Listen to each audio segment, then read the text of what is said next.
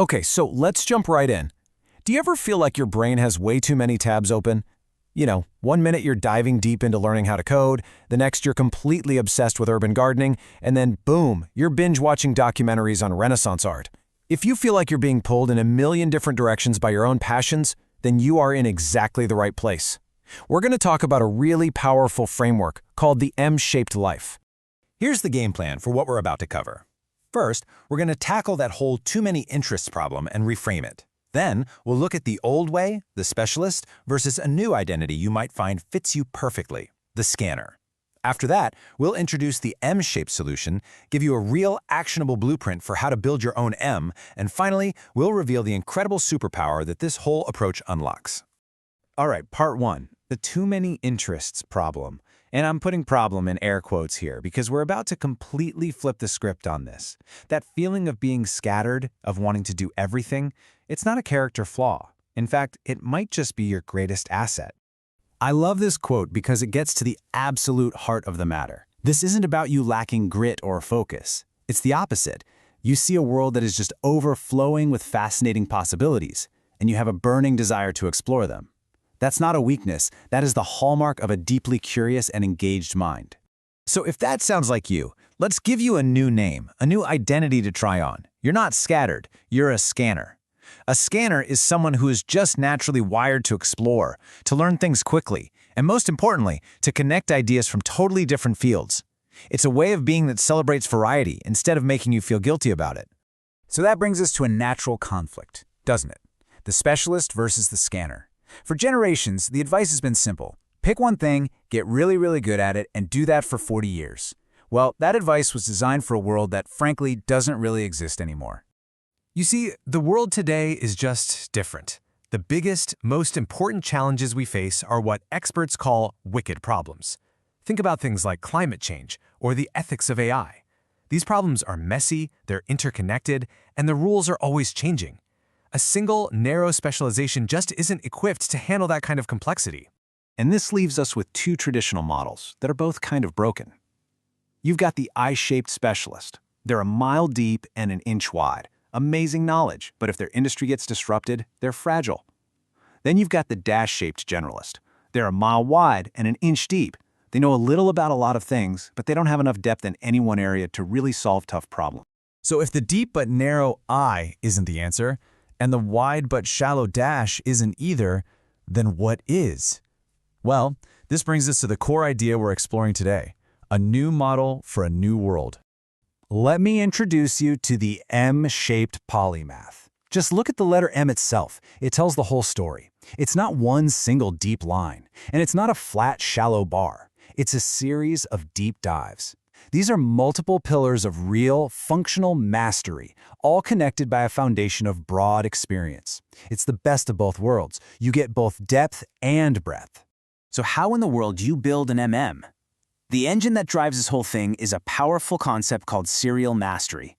And this is a radical shift in thinking. Instead of picking one thing to master for the rest of your life, you strategically choose things to master one after the other, in sequence.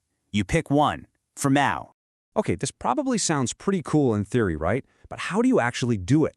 Let's move from the what to the how and lay out a real, practical blueprint you can follow. The process has 4 main steps. It's simple, but that doesn't mean it's easy. First, you have to choose a pillar. Just one. I know, for a scanner that's the hardest part, but you focus on one. Second, you commit to it for what we're going to call a season of intense focus. Third, your goal isn't to be the #1 person in the world, it's to reach functional mastery. You're good enough to get paid for it or create something real with it. And then finally, when the season is complete, you strategically shift and start building your next pillar. So what does a season actually look like? Well, we're not talking about a weekend hobby. This is a serious commitment. Typically, we're looking at something between 6 and 18 months of dedicated effort to build one of these pillars for your MIM. It's that sustained focus that creates real, durable skill. Now, trying to do this on your own without support is tough. You really need a system.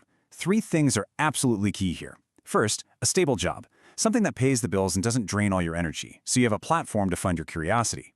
Second, you need an external brain, like a note-taking app, to capture all your ideas and connect them.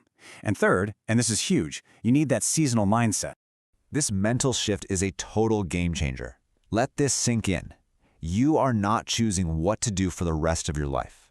You are simply choosing what to focus on for the next season. That's it. This lowers the stakes, it kills that paralysis of what if I pick the wrong thing, and it gives you the freedom to actually commit and get started. Which brings us to the grand finale. This is the payoff. You've put in the work, you've built these different pillars of mastery. So what was it all for? Well, this is where the real magic happens. The superpower of an M-shaped person has a name. It's called far transfer.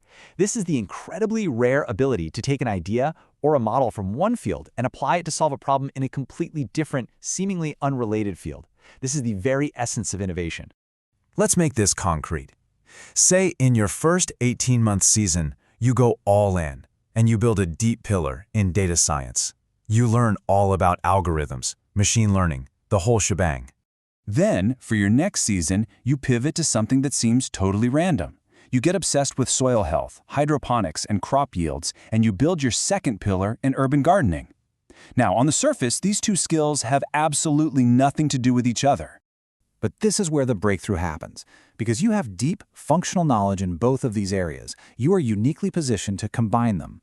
You could build an algorithm that uses your data science skills to optimize the crop yields in community gardens, fighting food insecurity. That's an incredibly valuable solution that a pure data scientist would never think of and a pure gardener wouldn't know how to build. And that's really the ultimate point. Your true power doesn't come from any single pillar. It comes from the integration of all your pillars. You start seeing connections and underlying patterns that the specialists who are stuck down in their individual silos will always miss. So let's end with this one thought. It's time to stop thinking of your interests as random hobbies or distractions. They're not. They are the unique ingredients that only you have. The real question isn't which one should I pick. The real question is, what amazing, innovative, and valuable thing will you build when you combine them?